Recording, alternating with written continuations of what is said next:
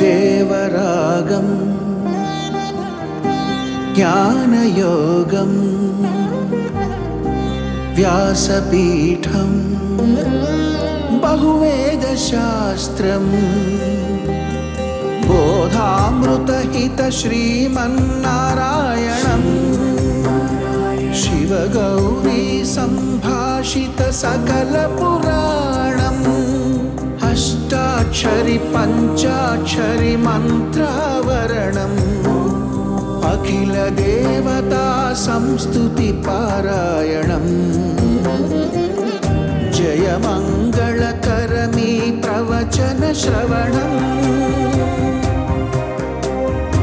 అనుదినము శుభము సుఖము జీవన గమనం దేవరాగం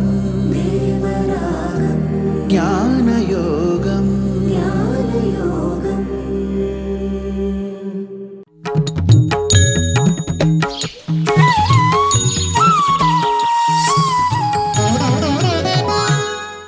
ఆపదామపహర్తారం దాతారం సర్వసంపదాం లోకాభిరామం శ్రీరామం భూయో భూయో నమామ్యహం. జై శ్రీమన్నారాయణ. ప్రియ భగవద్బంధువులారా, బాగు చేసే విషయాలని మనం ఎన్నిసార్లు విన్నా తప్పేం లేదు. చెడగొట్టే విషయాన్ని ఒకసారి కూడా వినకూడదు. కానీ మనకు అలా ఉండదు కదా. బాగు చేసే విషయాలను అసలు వినబుద్ధి అవ్వదు.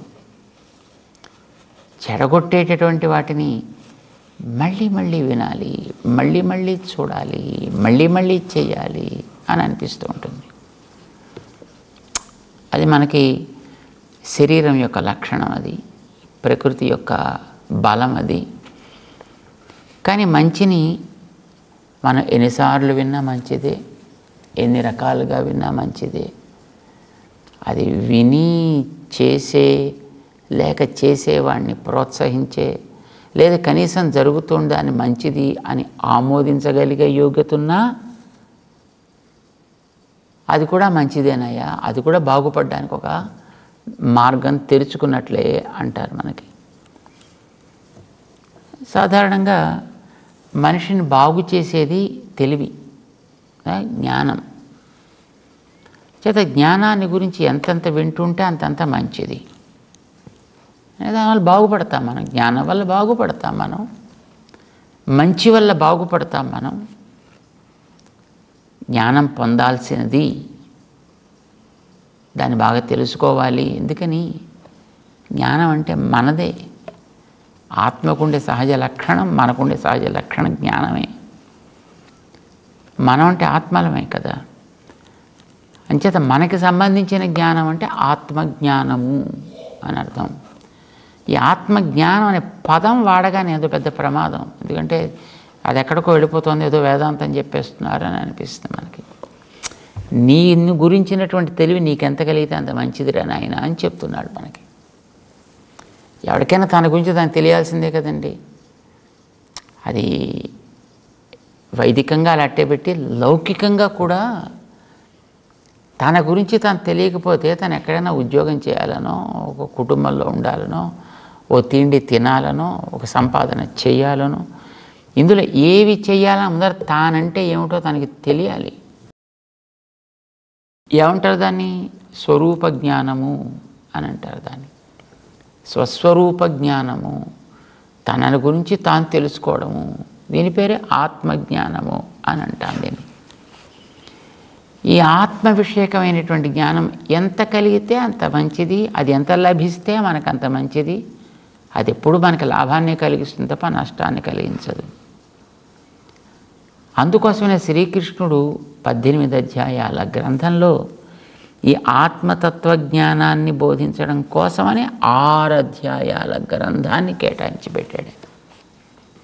మొదటి 6 అధ్యాయాల్లో ఎక్కడ తాను వాడిన పదాలైనా లక్ష్యం ఒకటే, ఆత్మ తత్వ జ్ఞానం పొందుట. అంటే ప్రతి మనిషి తనను గురించి తాను స్పష్టముగా తెలుసుకోగలుగుట. దీనికి ఆత్మతత్వ జ్ఞానం అని పేరు పెడతామండి. ఇది చెప్పాలనే ప్రారంభించి 6 అధ్యాయాలు చెప్పాడు. కానీ ఇంకా అతనికి సంతృప్తి కలగలేదు. అయినప్పటికీ చెప్పాల్సిందేదో చెప్పక తప్పదు కనుక ఆత్మ దగ్గర నుంచి మెల్లిగా పరమాత్మ దాకా తీసుకెళ్ళి పరమాత్మల గురించి చెప్పాల్సిన కొన్ని చెప్పేశాడు. 6 అధ్యాయాల గ్రంథం దాంతో నడిపించాడు ఆయన. అది అయిపోయిన తర్వాత విశ్వరూపాన్ని తను చూపించినప్పుడు అర్జునుడికి ఈయన చెప్పేది కొంచెం వినొచ్చు, ఈయన చెప్పేది కూడా పర్వాలేదు, మంచిగానే ఉంటుంది అనే ఒక నమ్మకం కలిగించి, అది కలిగిన తర్వాత మళ్ళీ చెప్పడం ప్రారంభించాడు. భగవద్గీతలో మొదటి 6 అధ్యాయాలని ఆత్మ షట్కం అంటారు. రెండవ 6 అధ్యాయాలంటే 7 దగ్గర నుంచి 12 దాకా ఉండేది భక్తి షట్కం అని అంటారు. అంటే భగవంతుడి గురించి, ఆ భగవంతుని ఎట్లా ప్రేమించాలో, భగవత్ ప్రేమకు ఉండే గొప్పతనం ఏమిటో, భగవత్ ప్రేమ పొందినటువంటి వాడు ఏమవుతాడు, ఎలా ఉంటాడు, ఏం చేస్తాడు, ఇవన్నీ కూడా ఆ తర్వాతి 6 అధ్యాయాలు చెప్పడం 12 అధ్యాయాలు అయిపోయాయి. తర్వాత ఇంకో 6 అధ్యాయాలు ఉన్నాయి 13 దగ్గర నుంచి. ఈ తర్వాతి 6 అధ్యాయాలకి పూర్వశేష షట్కం అని పేరు పెట్టారు. అంటే గతంలో చెప్పినటువంటి దాంట్లో ఇంకా మిగిలిపోయినవేవో ఉంటే కాస్త వాటన్నిటిని కూడా మళ్ళీ ఆయన ఒకసారి రీక్యాప్ చేసుకొని అక్కడక్కడ ఉండే గ్యాప్స్ ఏమైనా ఉంటే కాస్త ఆ గ్యాప్స్ని ఫిలప్ చేసి చెప్పిన షట్కం. కొత్తది మళ్ళీ ఏం చెప్పట్లా, కానీ ఉన్న దాంట్లో కాస్త క్లారిటీ కావాల్సిన అవసరం ఏంటో అవన్నీ తను చెప్తున్నాడు అని చెప్పారు. మొదటి 6 అధ్యాయాల్లో ఆత్మను గురించి చెప్పాడు, శరీరాన్ని గురించి చెప్పాడు, శరీరంలో ఆత్మ ఎందుకు ఉంటుందో చెప్పాడు ఆయన. ఇది మళ్ళీ 13వ అధ్యాయం దగ్గరికి వెళ్ళిన తర్వాత క్షేత్రజ్ఞ విభాగం చేస్తున్నాను నేను. క్షేత్రం అంటే ఈ శరీరమేనో, ఇది నేను మొట్టమొదటి నీకు 2వ అధ్యాయంలో 3వ అధ్యాయంలో చెప్పినప్పుడు నేను చెప్పడం కావలేదు, అంచేత మళ్ళీ ఇప్పుడు నీకు చెప్తున్నా, ఇది క్షేత్రం అంటారు. అలాగే నీకు కొన్ని పేర్లు పెట్టా, శరీరి, దేహి, ఆత్మ, పరమాత్మ, అణువు, ఇలా కొన్ని పేర్లు పెట్టా. కానీ అక్కడ కూడా నీకు విషయాలను చెప్పాల్సింది ఒకటి, దాన్ని అక్కడ చెప్పలేకపోయా, ఎందుకంటే అప్పుడు ఉండేటువంటి సందర్భాన్ని బట్టి. ఏమిటంటే ఈ లోపల ఉండే నీకు పేరు క్షేత్రజ్ఞ అని పేరు, శరీరానికి క్షేత్రం అని పేరు, నీకు క్షేత్రజ్ఞుడు అని పేరు అంటూ మళ్ళీ ఒక అధ్యాయం దానికోసం చెప్పాడు. ఈ క్షేత్రంలోకి క్షేత్రజ్ఞుడు ఎందుకు వచ్చాడు, ఎందుకు ఇక్కడ చిక్కుకున్నాడో దీన్ని చెబుతానని మా తర్వాత ఉండే గుణత్రయ విభాగ యోగం అని చెప్పాడు. నడిపించేటటువంటి వాడిని నేను, వెనకాతల పరుణ్ణి నేను, నా పేరు పరుడు అంటారు, నా పేరు పురుషుడు, పురుషోత్తముడు అని కూడా అంటారు. ఎందుకంటారో ఎలా అంటారో అది చెప్తాను విను అని మళ్ళీ ఓ అధ్యాయం అంతా చెప్పాడు. 15వ అధ్యాయం చెప్పాడు. జీవులు అందరూ బాగుపడాల్సి ఉంటుంటే కూడా ఎందుకు కొంతమంది బాగుపడలేదు, ఎందుకు కొంతమంది లోకాలను ఏడిపించే వాళ్ళుగా ఉంటున్నారు, మిగతా వాళ్ళు పాపం తాము పంతం చేసుకోగలుగుతున్నారు, ఇది నేను చెప్తానని మళ్ళీ ఓ అధ్యాయం అంతా చెప్పాడండి. దైవీ సంపద, ఆసురీ సంపద ఎలా ఉంటాయి అని చెప్తాను. సో మొట్టమొదటి తను చెప్పిన దాన్ని మళ్ళీ ఇంకా తృప్తి తీరక ఇంకా మళ్ళీ వివరిస్తానని మళ్ళీ చెప్పాడు. అంటే ఆత్మ గురించి, మనను గురించి. మళ్ళీ ఆత్మ అంటే మళ్ళీ అదేదో పెద్ద ఎక్కడదో, అసలు ఆ పదం మింగడానికే చాలా కొంచెం చేదు ట్యాబ్లెట్లా అనిపిస్తుంది మనకి. మనని గురించి తెలుసుకోవడం అనేటటువంటిది ఎంత అవసరము అని ఆయన అనుకున్నాడో దాన్ని మనకి ఒక 6 అధ్యాయాల్లో తను చెప్పాడు. ఎంత చెప్పినా ఇది ఇంకా ఏదో చెబుదాం అన్నట్టే ఉంటుందని చెప్పేవాడికి, పోనీ వినేవాడికి ఎంత విన్నా ఇంకా ఏదో వినాల్సింది ఉన్నట్టే అనిపిస్తూ ఉంటుందండి. దీని గురించి ఎంత అవగాహన కలిగినా ఇంకా ఇదేదో కొత్తగా ఉన్నట్టే అనిపిస్తుంది. తెలిసిపోయింది ఇంకా వీడికి పూర్తిగా ఆత్మ గురించి అనేది ఎవ్వడికీ ఉండదు. దీని 2వ అధ్యాయంలో చెప్పాడు నేను తమాషాగా. ఆశ్చర్యవత్ పశ్యతి కశ్చిదేనం ఆశ్చర్యవత్ వదతి తథైవ చాన్యః ఆశ్చర్యవచ్చైనమన్యశృణోతి శ్రుత్వాప్యేవం వేదన చైవ కశ్చిత్. ఎంత విన్నప్పటికీ కూడా ఏనం శ్రుత్వా శ్రావం శ్రావం, ఎంత విన్నా వేదన చైవ కశ్చిత్, ఎవ్వడికి కూడా ఇది సమగ్రంగా తెలిసిపోయింది అనడానికి వీల్లేదు. చెప్పేవాడికి ఎంత చెప్పినా ఇంకా ఏదో కొత్తగానే అని అనిపిస్తుంది. అది అప్పుడప్పుడే తెలుస్తూ ఉండేటువంటి విషయంలాగా వాడికి అనిపిస్తుంది. ఎంత చెప్పినా వినేవాడికి ఎంత వింటున్నా ఇది ఇంకా ఇలా ఉంటుందా అని ఇంకా ఎప్పుడు వింటున్నా ఇంకా కొత్తగానే అనిపిస్తుంది. అంటే పూర్తిగా అర్థమైపోయి ఇంకా ఈ చాప్టర్ క్లోజ్ అనేటువంటి అవకాశం ఎవ్వడికీ ఉండదు. ఇది మనం. అందుకోసమనే ఇన్ని యుగాలుగా ఈ మానవుడు ఈ భూమి మీద జీవనం సాగిస్తున్నా ఇవాళకి ఇంకా జీవితం కొత్తగానే ఉంటుంది. తప్పు మంది కాదు ఇది. ఈ తప్పు అనేది ఈ ప్రకృతిలో తగులుకున్నటువంటి దానికి ఉంది, ఆత్మకుంది, నేను ఆ జ్ఞానానికి ఉంది. అది ఎంత విన్నా ఇంకా వినాల్సింది ఏదో ఉన్నట్టే అని అనిపిస్తూ ఉంటుందండి. ఆశ్చర్యాన్ని కలిగిస్తూ ఉంటుంది. కానీ దీంట్లో కృష్ణుడు చెప్పాడు, చాలా తమాషాగా చెప్పాడు ఆయన. ఇంత తెలుసుకోవాల్సింది ఉంటున్నప్పటికీ కూడా మనుషులు ఆశ్చర్యమయ్యా అర్జున, తెలుసుకోవాలని అనుకోరు. ఇంకా ఎప్పుడు ఎంత నేనే నేనే నేనే అంటూ అన్నీ తమ మీద ఆరోపించుకుంటారు కర్తవ్యాన్ని అంతటిని. అది వదులుకోమని చెప్తే వదులుకోలేకపోతున్నారయ్యా. కావాల్సింది ఏదో నేను చేసి పెడతాను కదా, నా మీద భారాన్ని పెట్టినట్లయితే నీకు కూడా అది చెప్తాను, నా మీద భారం పెట్టు, యుద్ధం నువ్వు చెయ్యి, విజయం నీకు కలిగేట్టుగా నేను చూసుకుంటా, ఎన్ని రకాల ఇబ్బందులు వచ్చినా నేను కాస్తా, నీకు ఏ శ్రమ కలగకుండా నేను చేస్తా. చేశాడు ఆ వేళ అలాగా. లేకపోతే కౌరవులు వేసినటువంటి ఒక్కొక్క బాణం అర్జునుడు ఉన్నటువంటి రథాన్ని కొన్ని 100 సార్లు శుభ్రంగా భస్మీపట్లం చేసి పారేసి ఉండేవి. కానీ లోపల తను కూర్చుని ఉన్నాడు కనుక అవేవి తనకు వెనకాతలు ఉండేటటువంటి అర్జునుడికి తగలకుండా జాగ్రత్తగా చూసుకున్నాడు ఆయన. ఇలాగే జీవితంలో కూడా నీకు వచ్చే ఇబ్బందులు ఏమన్నా నేను చూసుకుంటా, భారం నా మీద పెట్టు, నాకు వాటిని ఎట్లా హ్యాండిల్ చేయాలి అని నాకు చాలా బాగా తెలుసునాయా కనుక కర్తృత్వం నా మీద పెట్టమంటాడు ఆయన. కానీ మనకి ఆయన మీద కర్తృత్వం పెట్టడం ఇష్టం ఉండదు. కానీ అది పెట్టుకోవడం నీకు బాధ కలిగిస్తుంది, నీ జీవితానికి అది ఇబ్బంది కలిగిస్తుంది, నిన్ను ఇక్కడ ఈ చక్రంలో పడి తగులుకునేటట్టు చేస్తుంది. కనుక నా మీద పెడితే అన్ని రకాల బాధ్యతలు నేను చూసుకుంటానయ్యా అనే వాగ్దానాన్ని మనకి భగవంతుడు భగవద్గీతలో చేశాడు. తన మీద భారం పెట్టమంటాడు.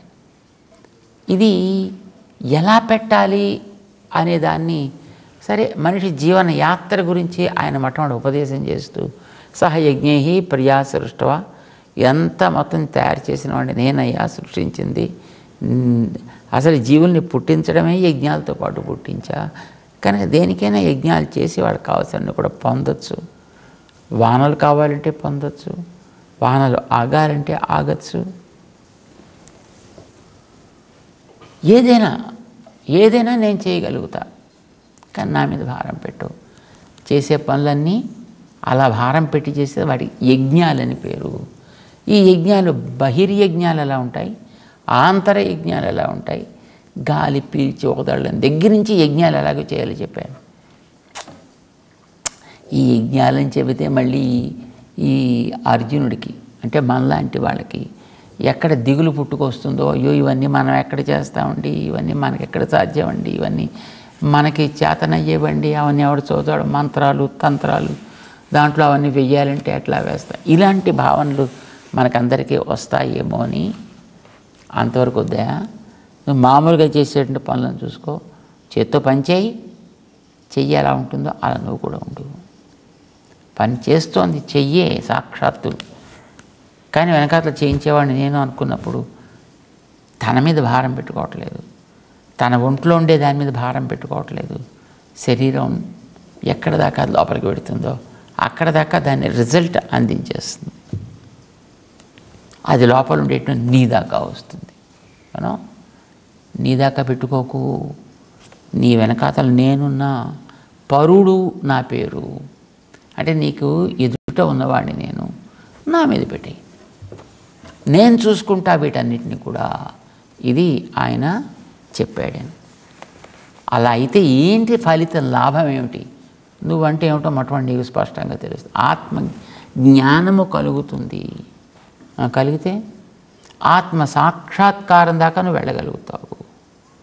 ఆత్మ సాక్షాత్కారం కలిగితే ఏమవుతుంది? అన్నీ నీకు అనుకూలం అవుతాయి ప్రపంచంలో.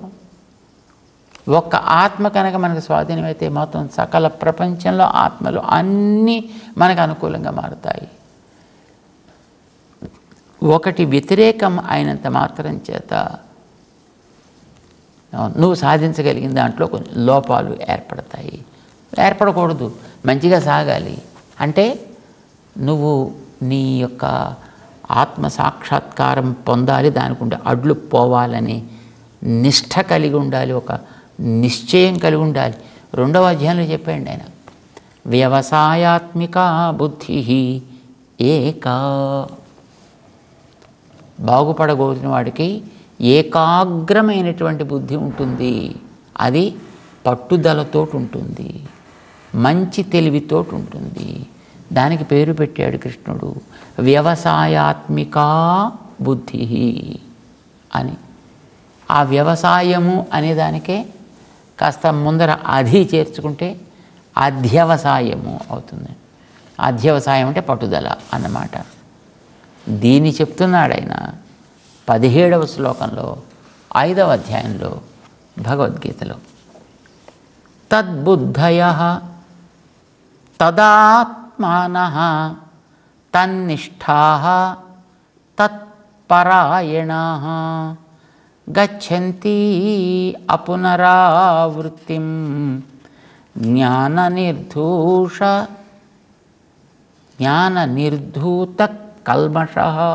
కల్మషాః.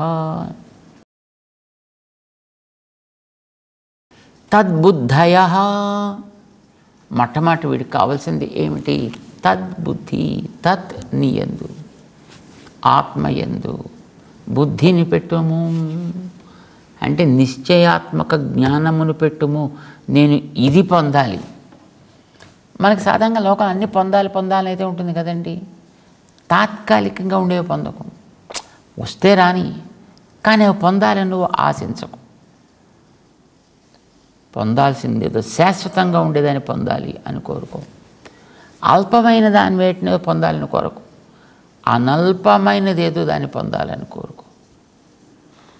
కనుక అనల్పమైనది శాశ్వతంగా ఉండేదేదో అది దాని పేరు తత్. దాని పేరు తత్వం అంటాం. దాని పేరు పరం బ్రహ్మ అని అంటాం. ఇప్పుడు నువ్వేం చేయాలి? తద్బుద్ధయః, నీ యొక్క బుద్ధి యందు దానిని నిలుపుము, అధ్యవసాయము చేయుము. అంటే ఏకాగ్రమైనటువంటి నిశ్చయం కలిగి ఉండి నేను పొందాల్సింది శాశ్వతంగా ఉండే ఆత్మని. అది కాదండి, మరి ఉద్యోగం చేస్తే పైసలు వస్తాయి కదండి, దాని మీద దృష్టి పెట్టకపోతే, నాకు ఆ పైసలు రావాలనుకోకపోతే నాకు ఉద్యోగం చేసే ఉపయోగం ఏంటండి? ఉద్యోగం మానకు, జీతం మానకు, ఖర్చులు మానకు. కానీ ఆ ఉద్యోగం చేసేది నీ లోపల ఉండేటటువంటి భగవంతుడు. ఈ మాట మనం అనుకోగలిగితే మనం చేసే ప్రతి పనిలోనూ సక్సెస్ వస్తుందండి. Very simple.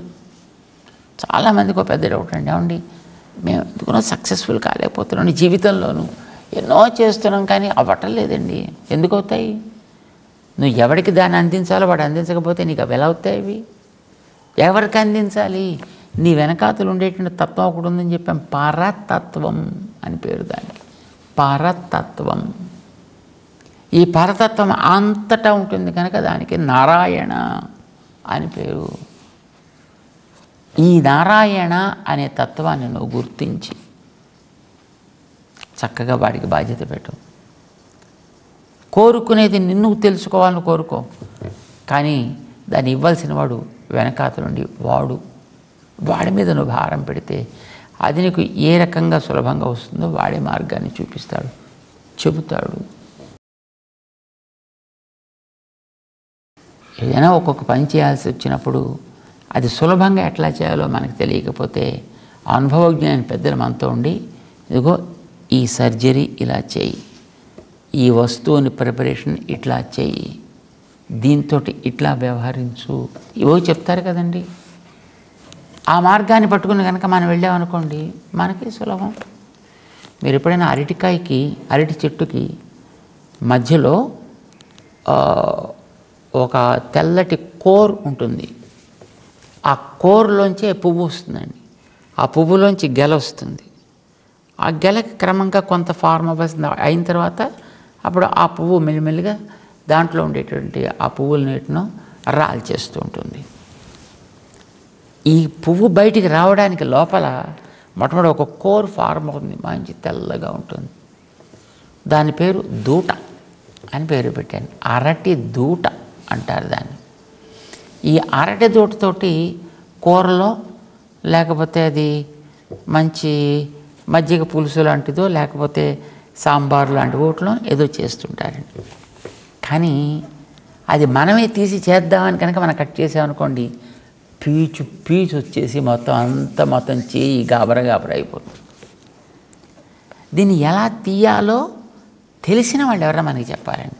దాన్ని మొట్టమొదటి ఎట్లా కట్ చేయాలి, దాంట్లోంచి వచ్చేదాన్ని ఎట్లా పైకి తీయాలి, వాటిని ఏ రకంగా మనం అది ఉడికించడం వేయించడం ఏదో ఉంటుంది. దానికి ఒక ప్రొసీజర్, తినడానికి తగ్గట్టుగా దాన్ని ప్రిపేర్ చేసే విధానం అది వాళ్ళు చెప్పారనుకోండి, that becomes easy for you. ఒక మంచి డెలిషియస్ పదార్థాన్ని నువ్వు తయారు చేసి అక్కడ పెట్టగలుగుతావు, లేదా నువ్వు తినగలుగుతావు. పనసకాయ చూసారు ఎప్పుడైనా? పనసకాయ పెద్ద పెద్ద కాయలు ఉంటాయి, దానికి పైనంతా ముళ్ళలా ఉంటుంది. దానికి చాలా పెద్ద పెద్ద కాయలు ఉంటాయి, కొంచెం చిన్న కాయలు కూడా ఉండొచ్చు. ఇది మనమే తిందాము అని అనుకుని దాన్ని కొని తెచ్చుకొని శుభ్రంగా ఒక పెద్ద కత్తి తీసుకుని దాని దగ్గర కూర్చుని పొడిచి దాన్ని చీల్చడం ప్రారంభించామనుకోండి, మొత్తం దాంట్లో ఉండే ఆ పీస్ అంతా వచ్చి మన చేతులకు అంటుకుపోయి అది వదలకుండా నానాగాబరాగా చేస్తుంది. దాన్ని తినడం తప్పు కాదు, తినడం మంచిది. కానీ తినే విధానం ఏమిటో మనకి తెలియాలి అంటే ఎవడైనా ఒకటి చెప్పాలి. అప్పుడు పెద్దవాడు అనుభవజ్ఞుడైన వాడు కూడా పక్కన కూర్చుంటాడు. వాడు చెప్తాడు, నాయనా ఇదిగో ఇలా చేయి, ఈ పీచు నీకు అంటుకోదు. లేకపోతే అది తీసామంటే మొత్తం అంతా వదలదండి, అలా అంటుకుపోతుంది. కానీ వాళ్ళు చెప్పి ఇగో చేతికి ఇగో ఇలా రాసుకో, దీన్ని రాసుకో అని మన చేతికి ఎలా జాగ్రత్తలు తీసుకోవాలో చెప్పి జాగ్రత్తగా కోసి దాన్ని విడదీసి అందులో ఉండే తొనాలని తీసిస్తే ఆహా ఆ తొనాలు నోట్లో పెట్టుకుంటే మాత్రం ఓహో అని అనిపిస్తుంది. కానీ అవి తీయాలంటే తెలిసిన వాడు ఎవడని చెప్పాలి. తెలిసిన వాడు ఎవడని చెబితే అప్పుడు నీకు సుఖంగా దాన్ని ఆస్వాదించగలిగే యోగ్యత వస్తుందా. అలాగా ఆత్మతత్వాన్ని అంటే నిన్ను గురించి నీకు తెలియాలి అని అంటే కూడా తెలిసిన వాడు ఎవడని చెప్పి నిన్ను నడిపిస్తే సుఖం. అది వినాలి మొట్టమొదటి. నువ్వు విన్నప్పుడు ఏం కావాలి? తద్బుద్ధయ, ఇదే నాకు పొందదగినది అని నీ బుద్ధి యందు దానిని స్థిరముగా నిలపడంతో నీ యొక్క సాధనని నువ్వు ఆరంభం చేయాలి. మొట్టమొదటి సాధన దాని యందు విశ్వాసం కలగడంతో ఆరంభం కావాలి. ఈ విశ్వాసం లోపల చెదరకుండా ఉండేట్టు చేసుకోవడమే అధ్యవసాయం అని అంటారు. దాంతో ప్రారంభం చేశాడు స్వామి.